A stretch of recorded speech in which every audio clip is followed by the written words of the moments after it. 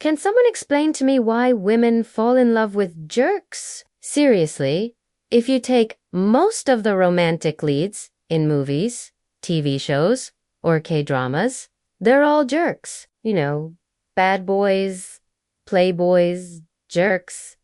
My world was small and simple until Peem walked in. I found myself smiling at my phone all day, waiting for her texts. I knew what I was feeling, but I didn't want to admit it. Loving a girl in my world was dangerous. I missed our study sessions, our secret glances, our stolen kisses, but I knew she needed time to sort her feelings out. One day, I received a message from her. It read, "Kee, I've decided to leave. Please hit the like button and share it with your friends if you did. Your support means a lot to me. Don't forget to subscribe for more amazing stories. Thanks again for listening, and see you next time." My heart sank. "Leave.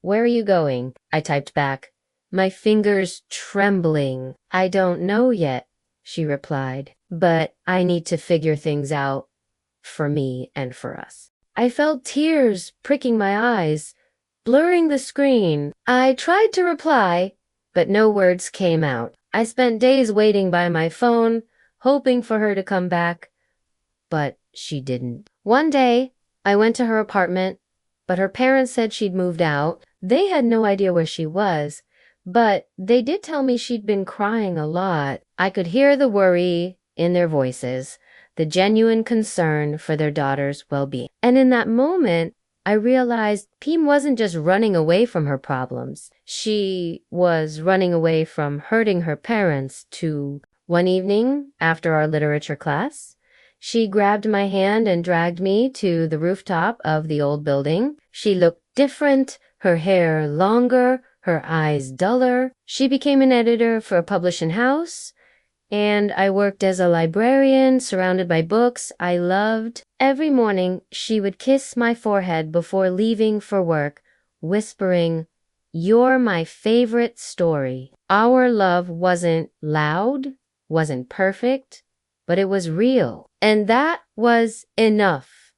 She knelt in front of me, holding my hands tightly. "Kee, I know you're scared. I am too, but I don't care what they think. You're the only one who makes me feel alive." I looked into her teary eyes. "But what about your parents? Your future?" She smiled weakly. "We'll figure it out. I don't know how, but we will. All I know is I love you." I knew she wasn't just saying those words. She meant them, and in that moment, I felt my love for her grow even stronger. I pulled her into the tightest hug ever. "I love you too, Peem." The sun was setting, painting the sky with pinks and oranges. "Look," she whispered. "Isn't it beautiful?" I nodded, but my eyes weren't on the sky. They were on her face, glowing in the sunset. She turned and met my gaze. There was a softness there, a question lingering in her eyes. "Kee," she began, her voice shaky. "Have you ever liked someone so much it hurt?" I swallowed hard, my chest tightening. "Yes," I whispered. "Me too," she said, her eyes fixed on our intertwined hands. "And right now, it's you." My breath caught, my body froze as she stepped closer, gently cupping my cheek. I felt like I was floating. Slowly, she leaned in and kissed me, softly at first, like she was testing if this was real. But then I kissed back, wrapping my arms around her neck, my tears mixing with our kiss.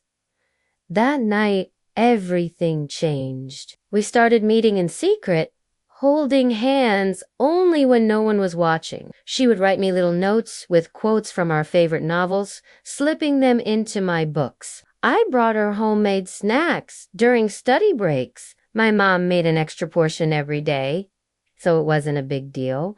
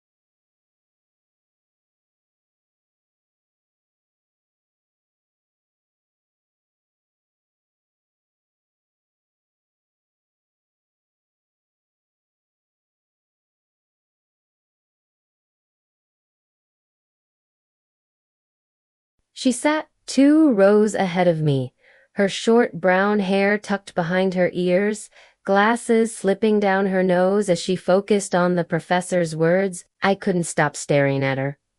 She looked so calm, so sure of herself. I never thought she would even notice me. One afternoon, I was sitting under the big mango tree outside the library, reading quietly. I didn't realize she was standing near me until I heard a gentle voice say, "Is that Norwegian would buy more?" I looked up, startled. "Why, yes," I stammered. "That's my favorite novel," she said, sitting down beside me without asking.